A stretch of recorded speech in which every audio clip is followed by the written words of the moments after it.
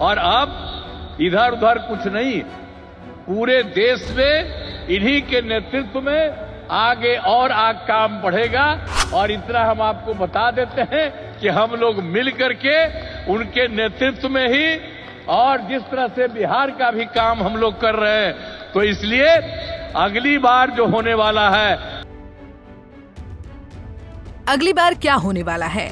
बिहार की राजनीति में नीतीश कुमार की जुबान से निकला हर एक शब्द बहुत मायने रखता है। पलक झपकते ही राष्ट्रीय सुर्खियों में छा जाता है ये शब्द भी। अगली बार जो होने वाला है अब खूब चर्चा का विषय बना हुआ है। नीतीश कब क्या करेंगे कोई नहीं जानता। अगली बार जो होने वाला है से भी अब राजनीतिक दिग्गज ये कयास लगा रहे हैं कि क्या नीतीश कुमार कुछ बड़ा करने वाले हैं या नीतीश कुमार प्रधानमंत्री नरेंद्र मोदी के सामने एनडीए में लगातार बने रहने की प्रतिबद्धता साबित कर रहे हैं।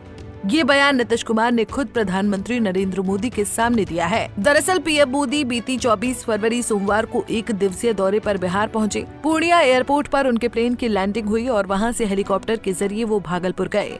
यहाँ एक सार्वजनिक कार्यक्रम में बिहार के मुख्यमंत्री नीतीश कुमार ने पीएम मोदी को मखाने की माला पहनाकर उनका स्वागत किया। इसके बाद प्रधानमंत्री ने किसान सम्मान निधि योजना की 19वीं किस्त जारी की और विभिन्न विकास परियोजनाओं का उद्घाटन किया। कार्यक्रम में केंद्रीय कृषि मंत्री शिवराज सिंह चौहान, बिहार बीजेपी के सभी बड़े नेता, एनडीए के सहयोगी, हिंदुस्तानी आवाम मोर्चा के संरक्षक जीतन राम मांझी भी मौजूद रहे। लेकिन सुर्खी बना नीतीश कुमार का बयान। आदरणीय प्रधानमंत्री जी आ गए हैं और ये बहुत सारी बातों की चर्चा करेंगे। और जब यहाँ पर आए हैं तो आप जान लीजिए इस एरिया के विकास के लिए भी काम होगा, पूरे बिहार के विकास के लिए काम होगा और ये पूरे देश के विकास के लिए काम कर रहे हैं। और अब इधर उधर कुछ नहीं, पूरे देश में इन्हीं के नेतृत्व में आगे और काम बढ़ेगा। और इतना हम आपको बता देते हैं कि हम लोग मिल करके उनके नेतृत्व में ही और जिस तरह से बिहार का भी काम हम लोग कर रहे हैं, तो इसलिए अगली बार जो होने वाला है तो उसमें भी आप लोगों से यही उम्मीद करते हैं कि जैसे पहले किए थे फिर पूरे पैमाने पर सहयोग दीजिए, ताकि उनके चलते और हम लोगों के सहयोग के चलते काफी विकास होगा। और पहले क्या स्थिति थी, और आप जान लीजिए हिंदू मुस्लिम का भी झगड़ा होता था। अब कहीं हिंदू मुस्लिम का झगड़ा होता?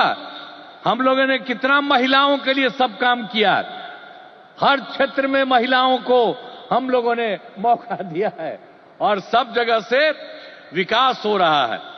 और हर प्रकार से जो भी हम लोगों ने इस बार सर्वे किया तो उसके बारे में पता चला कि इसमें बात हुआ था कि गरीब लोगों को देखना है, तो हम लोगों को 94 लाख परिवार के लोग गरीब, और उसमें सभी जात के, अपर कास्ट के, ऊंची जात के, पिछड़ा के, अति पिछड़ा के, दलित, महादलित, मुस्लिम सब लोग थे और उन लोगों को उत्थान के लिए भी हम लोग काम कर रहे हैं।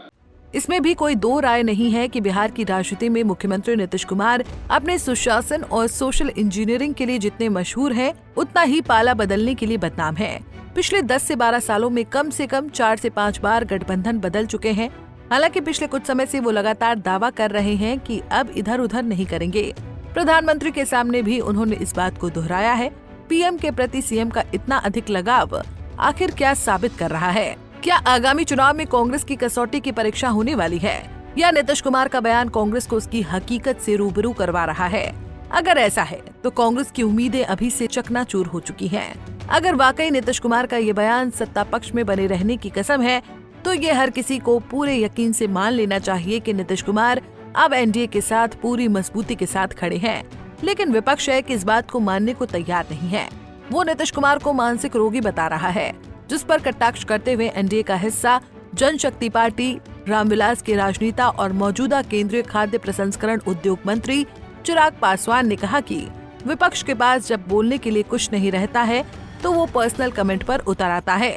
को लाडले मुख्यमंत्री बताया प्रधानमंत्री, पर विपक्ष के नेता कह रहे हैं कि नीतीश कुमार का तबीयत ठीक नहीं है, उनको इलाज करवाना चाहिए। विपक्ष के पास जब कोई मुद्दा बचता नहीं है ना, तो वो व्यक्तिगत आरोप प्रत्यारोप की राजनीति करते हैं। ये गलत है।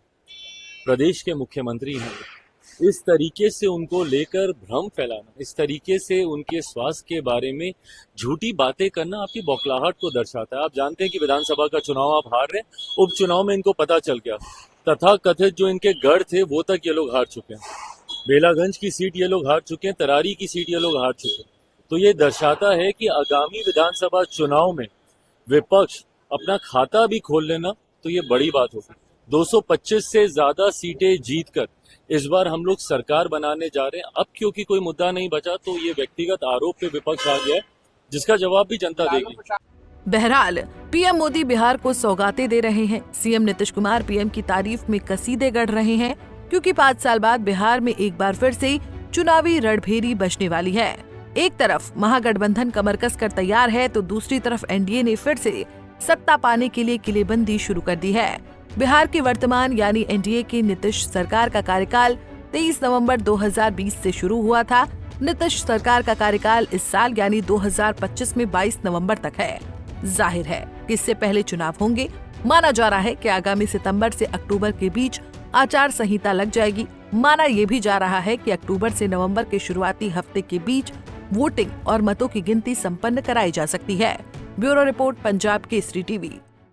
हमसे जुड़े रहने के लिए हमारे YouTube चैनल को सब्सक्राइब करें और नई वीडियो की नोटिफिकेशन के लिए बेल आइकॉन को दबाएं।